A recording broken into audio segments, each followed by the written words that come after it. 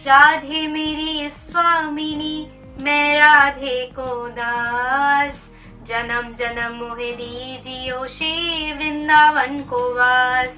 तप्त कांचन गौरांगी, राधे वृंदावनेश्वरी। वृषभानुसुते देवी, प्रणमामि हरिप्रिये। राधे राधे। मैं भक्तिन सुरभि, आप सभी भक्तों को मेरा दंडवत प्रणाम और बहुत बहुत बधाई।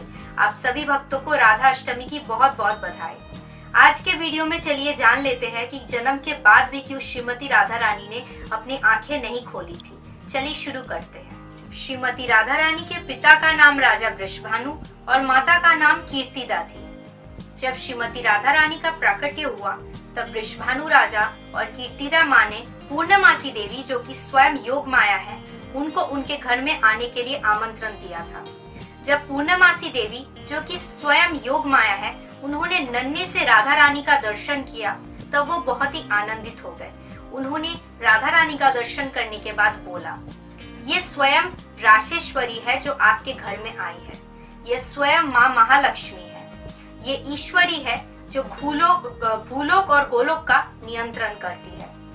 इनको ब्रह्मा, इंद्र, चंद्र, वरुण आदि देवताएं, समस्त देवताएं इनके चरण पद्म में अपना प्रणति निवेदन करते हैं। इनका आप बहुत ही अच्छे से ध्यान रखना।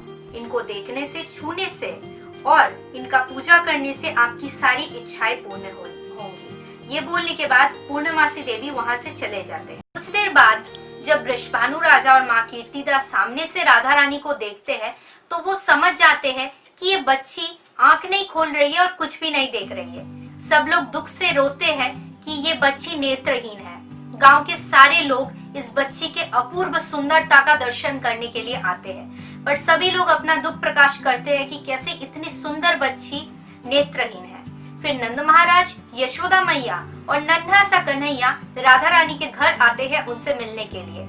फिर कीर्तिदा माँ यशोदा से अपना दुख प्रकाश करती है कि कैसे उनकी बेटी नेत्रहीन है। कीर्तिदा माँ और यशोदा माँ जब बात करते हैं तब नन्हा सा कन्हैया यशोदा मैया के गोद से उछल के नीचे चला जाता है। कहा जा रहा है कन्हैया कि जहाँ राधा रानी अंदर कमरे में आंख बंद करके बिस्तर पे लेटी हुई थी, कन्हैया उसी तरफ राधा रानी से मिलने के लिए जा रहा था। फिर कन्हैया उस कमरे में जाता है और बिस्तर के ऊपर उछल के राधा रानी के आंखों को स्पर्श करता है और तुरंत उसी समय राधा रानी पहली बार अपनी आंखें खोलती है और भगवान श्री हरि, नन्हा सा कन्हैया का दर्शन करती है। अब प्रश्न आ सकता है कि क्यों जन्म के बाद, प्रकट होने के बाद श्रीमती राधा रानी ने अपनी आंखें नहीं खोली थी और श्याम सुंदर ने जब उनके आंखों को स्पर्श किया तब उन्होंने अपनी आंखें खोली। तो ये लीला ऐसी है कि गोलोक धाम में जब भगवान श्री हरि, भगवान श्री कृष्ण, भगवान श्री श्याम सुंदर इस जगत में भौम लीला करने के लिए, आने के लिए प्रस्तुति ले रहे थे, तब उन्होंने श्रीमती राधा रानी को बोला कि उनको भी उनके साथ उस जगत में जाना होगा, उनके लीला में सहायता करने के लिए। तब श्रीमती राधा रानी ने उनको मना कर दिया कि मैं उस जगत में नहीं जाऊंगी, क्योंकि उस जगत में जाऊंगी तो मुझे बहुत सारे लोगों को देखना पड़ेगा और मैं किसी को भी देखना नहीं चाहती, मैं बस आपका ही दर्शन करना चाहती हूँ। उसके बाद भगवान श्री कृष्ण श्रीमती राधा रानी से बोलते हैं कि मैं तुमको गारंटी देता हूँ कि उस जगत में जाने के बाद भी तुम हर क्षण, हर पल, हर समय मेरा तुम दर्शन कर पाओगे। चाहे तुम जहाँ भी रहोगे, जिस स्थिति में भी रहोगे, तुम मेरा दर्शन हमेशा करोगे। उसके बाद श्रीमती राधा रानी मान जाती है और वो भगवान श्री हरि से बोलती है कि एक ही शर्त पे मैं उस जगत में जाऊंगी कि मैं जब पहली बार अपनी आंखें खोलूंगी तो सबसे पहले मैं आपका दर्शन करना चाहती हूँ। तो इसलिए सबसे पहले श्रीमती राधा रानी नेत्रहीन के रूप में, नेत्रहीन बच्ची के रूप में जन्म लेती है, प्राकट्य होती है। उसके बाद जब भगवान श्री हरि उनके आंखों में स्पर्श करते हैं तब वो अपने आंखें खोलती है। तो श्रीमती राधा रानी से हमें शिक्षा लेना चाहिए कि इस जगत में बहुत सारी चीजें हैं जिनको देख के हमें लगता है वाओ, ये तो हमारे लिए परमानेंट हैप्पीनेस है, ये हमारा असली सुख है। बट असली मायने में देखा जाए तो इस जगत में कहीं सुख है ही नहीं। ये जगत दुखालयम है। इस जगत में सिर्फ दुख ही दुख भरा पड़ा है चारों तरफ। तो इसलिए इस जगत सुख सिर्फ और सिर्फ भगवान श्री कृष्ण के पास है और कहीं भी इस जगत में सुख नहीं है। जो भी इस जगत में हमें सुख मिलता है वो सब टेम्परेरी है, कुछ क्षण के लिए है।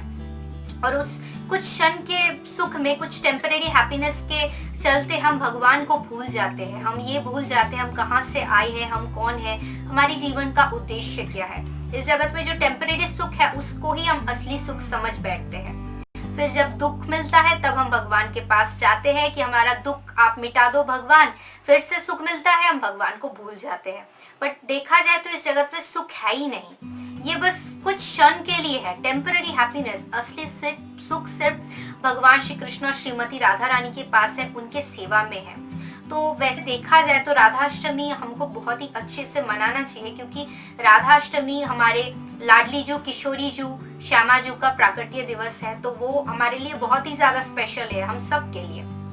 पर मैं ये बोलना चाहती हूँ कि जिस दिन राधाष्टमी कोई स्पेशल डे नहीं, जिस दिन आप श्रीमती राधा रानी को अपने हृदय में प्रकट करोगे, जिस दिन श्रीमती राधा रानी आपके हृदय में प्रकट होंगी, उसी दिन राधाष्टमी है असली मायने में। जिस दिन भगवान श्री कृष्ण कन्हैया आपके हृदय में प्रकट होंगे, उसी दिन असली मायने में जन्माष्टमी है। तो वैसे ही हमें श्रीमती राधा रानी से प्रार्थना करना चाहिए कि वो हमें कृष्ण प्रेम प्रदान करे, क्योंकि वैसे देखा जाए तो राधा रानी और श्याम सुंदर में कोई अंतर नहीं है, क्योंकि श्याम सुंदर के शरीर से ही राधा रानी का प्राकट्य हुआ था।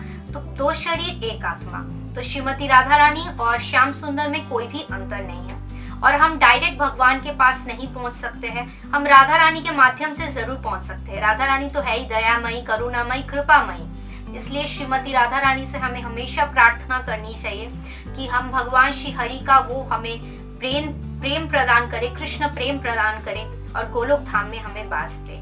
तो इसलिए आप सभी भक्तों को राधाष्टमी की बहुत बहुत बहुत बधाई। आप सभी भक्त राधा रानी से प्रार्थना कीजिए ताकि वो हमें कृष्ण प्रेम प्रदान करे और वो हमें भक्ति प्रदान करे। राधे राधे, श्याम मिला दे। राधे राधे।